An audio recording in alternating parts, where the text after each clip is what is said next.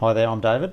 And I'm Con. Welcome to another episode of Camera Peeps. David, what are we talking about today? Well, the subject is LED versus tungsten. Well, not really a competition about which one is better, but we thought we'd just talk about it. And we actually want to put out to the people watching our shows, we'd like a bit of some contributions as well, just in comments would be great. But the main question is, if you have invested in LED lights, as we both have. Yes, we do you keep the old tungstens? Well, I certainly have kept my tungstens.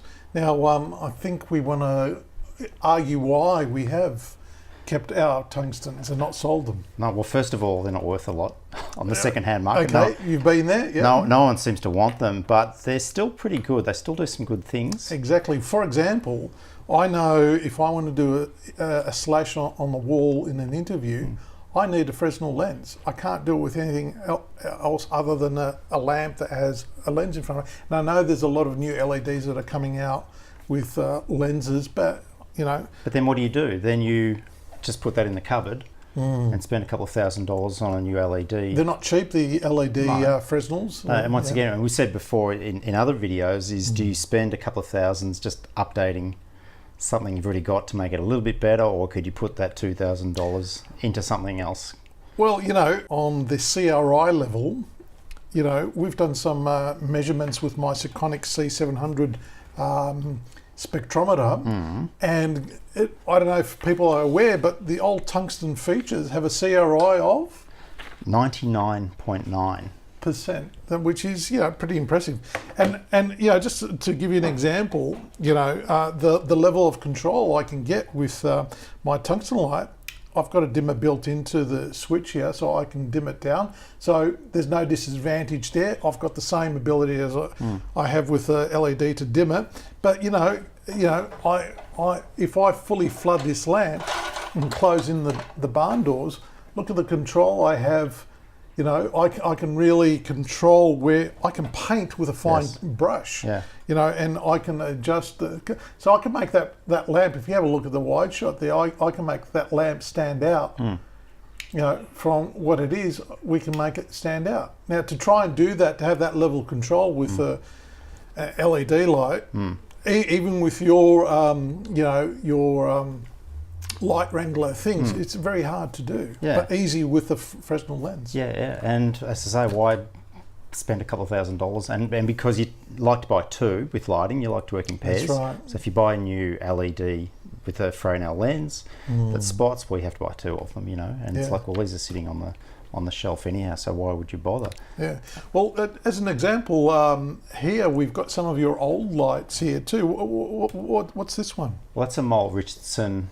I think it's a baby soft. I don't have that anymore. I did sell that to a gaffer. So that was in the old days, if you wanted a quick, easy, soft source, especially in a TV studio environment, these were the sort of lights.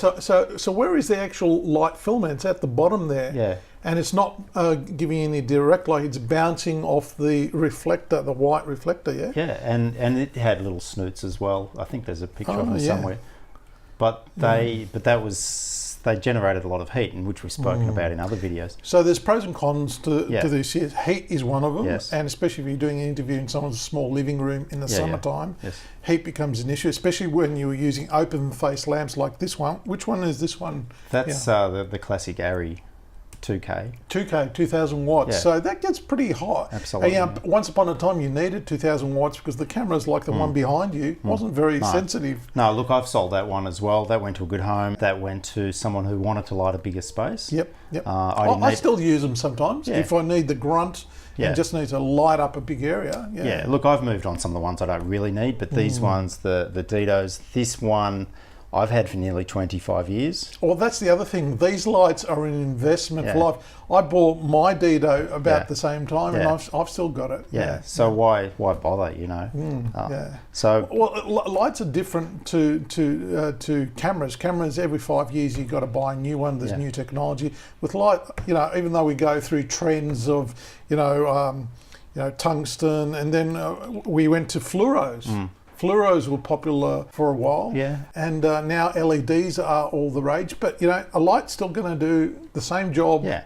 as 20 years ago. Yeah, exactly. And I mean, look, we did a test on the Kino Flow as well. Yeah, what was the CRI on that? 93. 93, that's not too bad. What about the, there's an Arri 650, this is the 300. What about the LEDs? Well, this one is the Aladdin, which I have, and we got a reading of 96.3. Yeah, that's pretty decent. Yeah. The other ones that are quite popular are the Fomex, and we got a reading of 96.7. Yeah, that's pretty decent. That's not bad, but interestingly, if this is the benchmarks, this magic percentage, as we've already said, the tungsten and these ones that we use as our props, these old Mole Richardsons, which would be, I think those ones would be over 50 years old. Wow. And we're getting 99.9. Yeah. Full spectrum colour out of the lights, And what are some of the other disadvantages to tungsten lights that we haven't mentioned? The fact that, yes, you do have to buy bulbs for them. The bulbs do blow out. And some people are worried, well, you can't get bulbs anymore for them. Is this the case still? I don't know. I've still seen, I'd say there's enough out there to keep us going. I'm well stocked, and I've found that over the years, Didos, I think I've only ever blown Dido globes when they've actually fallen over and hit the floor. Those things go on forever. Yeah. They're the little 150 watt they're fantastic. Pin lights. The 300s, I've blown a few, but I don't go through a lot of globes. Then you'd have to, with these tungstens, I always have the gloves, the gardening gloves. Because that's right, they get hot. After a while, you can't touch them. No, and you have to be careful when you get conditioned to working with the LEDs. Yeah, that's and right. then you got to pick up one of those. I sort of burnt my fingers. Yeah, so especially when you're trying to adjust the barn doors opening up. And you do have to factor in that cooling down time as well before you sort of hit the road.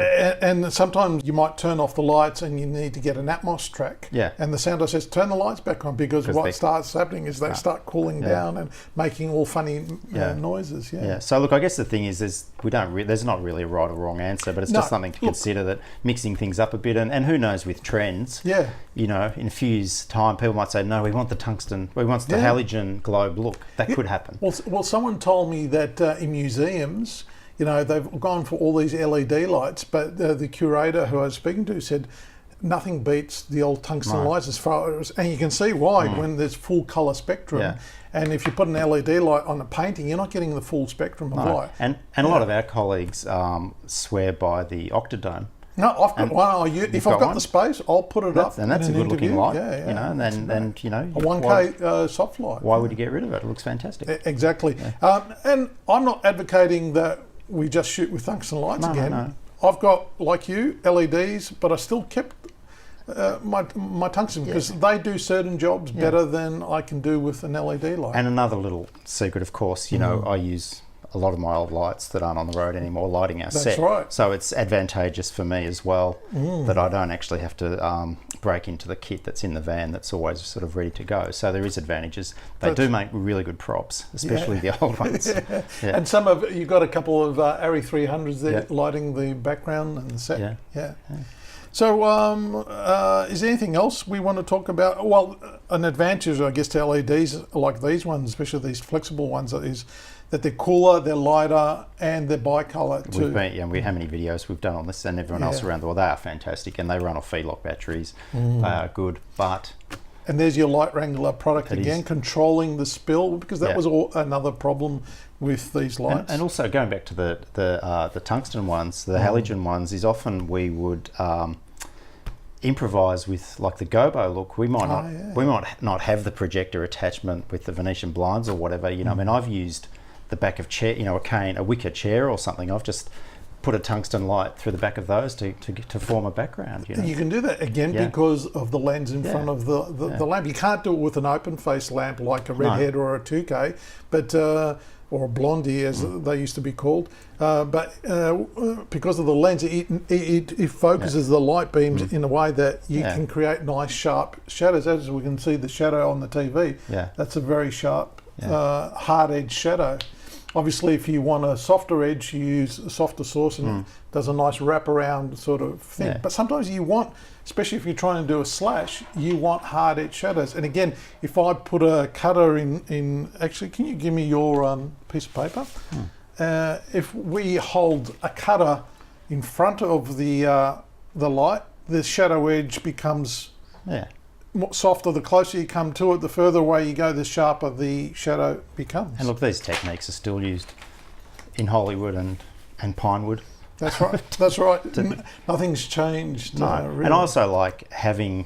There's something nice about having. It's great having a camera that's made in Japan, and it's great having things that are made in Hollywood. And these lights, they're German. I think it's just something nice that has a connection to a long tradition of film history of Europe. And that's right. I mean, these type of lights haven't really changed much. I mean, they were all based on similar to the Mole Richardson lights. The juniors, the seniors. I forget what they're the pups. Yeah. Maybe I think the 300 was a pup. I can't remember. I can't remember but these have been copied as well. By the way, there are cheaper versions of these, but I still like seeing made in Germany or made in the USA or made in the UK or made in Italy. I still they're like very that. well made lights, and if you invest in them, you'll have them for life, as we have. Yeah, indeed.